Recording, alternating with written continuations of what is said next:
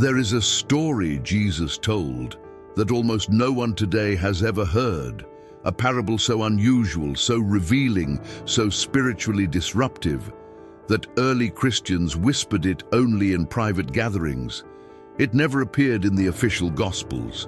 It was never read in churches, and for nearly 2,000 years it has survived only in fragments, hidden inside ancient manuscripts, marginal notes, and forgotten commentaries. Some early believers said this parable exposed the true condition of the human heart. Others said it revealed the real enemies of the soul, not people, not governments, but unseen forces that shape your thoughts without you even noticing. Some called it the parable of the three mirrors. Others called it the parable that judges the listener. And a few, more boldly, called it simply the parable the church erased. Abu, why was it erased? Why was it considered dangerous? And why did Jesus teach it only when the crowds were gone, and only to disciples he trusted completely? Today, that forgotten teaching is returning to the surface. What you're about to hear may challenge everything you think you know about the words of Jesus, but if you stay until the end, this forbidden parable may reveal something about your own life that you have never seen before. Throughout the Gospels, Jesus uses parables to hide truth in plain sight. He tells stories that seem simple, but unfold like spiritual puzzles for those who have ears to hear. But the earliest Christian communities record something fascinating. They believed Jesus had public parables and secret parables. Public parables were told to the crowds about seeds, lamps, towers, vineyards, but secret parables were spoken only to disciples who were ready for deeper truth. Writings from the 1st and 2nd century, preserved in Egypt, Syria, Palestine, and Asia Minor, describe a teaching that Jesus delivered privately, late at night, when the lamps burned low and the air grew quiet. This parable never made it into the Gospel manuscripts, but pieces of it survived, scattered like fragments of a broken vessel. When scholars combine these fragments, a single mysterious story begins to take shape.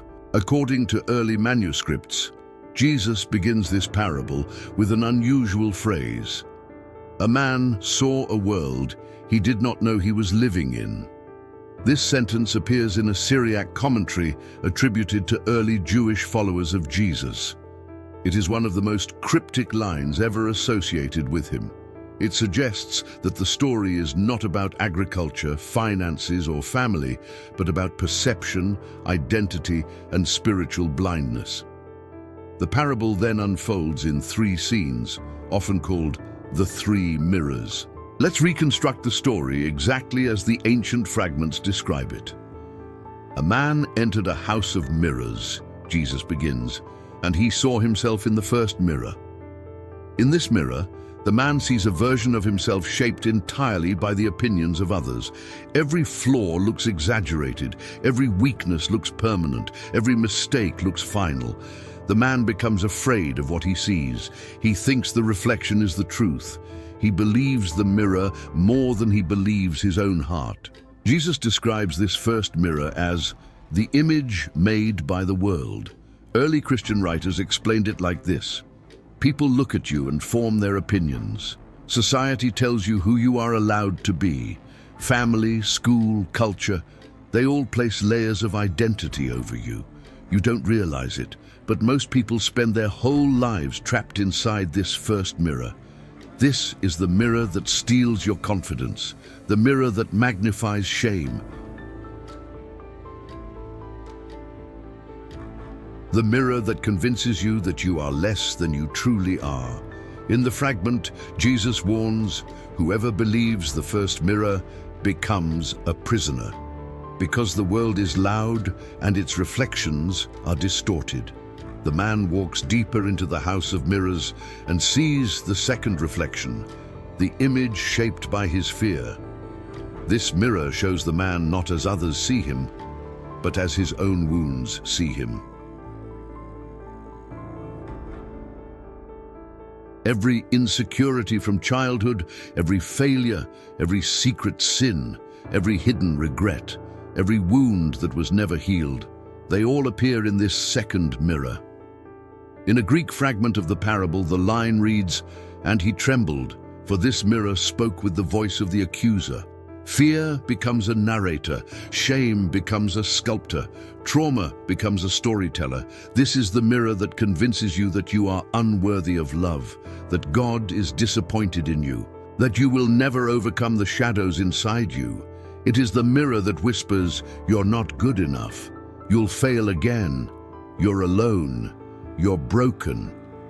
Early Christians associated this mirror with what Paul later calls the old self, a self shaped by wounds rather than truth. Jesus describes this mirror as a voice that speaks, though it was never given breath. No one sees this mirror but you, yet it is the mirror that destroys the most souls. Finally, the man reaches the deepest room of the house. Here, there is a single mirror, plain, unadorned, glowing faintly with soft light. When the man stands before it, the mirror does not show the world's version of him. It does not show his fears or wounds. Instead, it shows something he has forgotten. The text describes it like this: "He saw the image of the one who formed him before the foundation of the world. He sees himself as he truly is, not as society defined him, not as fear distorted him, not as shame carved him. He sees a soul made in the image of God, a child of light, a being capable of love, courage, truth, and transformation, a spirit that predates every failure and survives every wound." Early manuscripts call this mirror the mirror of the beginning, the image of the first light, the face God knows.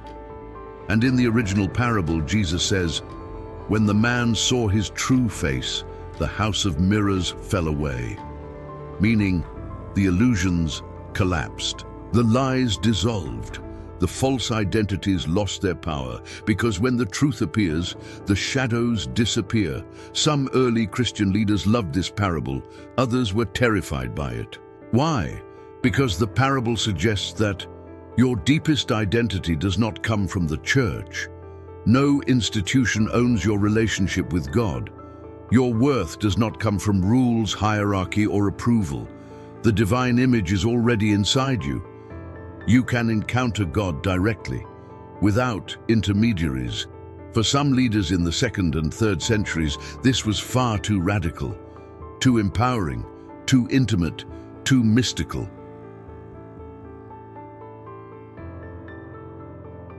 The idea that every believer could directly see their true spiritual identity, without the church as gatekeeper, was threatening. So, over time, this parable vanished. It wasn't officially banned. It simply wasn't copied into new manuscripts. And like many teachings that emphasized inner awakening, it faded into obscurity, until fragments began resurfacing in the last 150 years. Let's explore the deeper implications of each mirror. The first mirror, the world's reflection. This is social identity, your reputation, the expectations placed upon you, the labels you were given. This mirror teaches, not everything people say about you is true. The second mirror, fear's reflection. This is the psychological self, your wounds, your insecurities, your inner critic. This mirror teaches, not everything you say about yourself is true. The third mirror, God's reflection. This is the divine self, your true identity. The image placed within your soul before the world began. This mirror teaches you are more than what you fear and more than what others think, because you are made of light. One final fragment contains a sentence believed to be the conclusion of the parable. He who finds his true face will never be ruled by shadows again. This is the forbidden message, the message that empowers, the message that liberates, the message that institutions feared would make people spiritually independent, the message that Jesus offered only to those ready to awaken. You are not the reflection of your wounds. You are not the reflection of others. You are the reflection of the one who created you. This is what the church lost. This is what history forgot. This is what early Christians whispered in secret. This is what Jesus taught at night when the noise of the world faded and truth could speak clearly. The forbidden parable is not merely a story, it is a mirror held in front of your soul. The question is simple. Which reflection are you living by? The world's, your fears, or the truth placed in you before the beginning of time? Tonight, may you see the face that God sees, and may every false reflection fall away.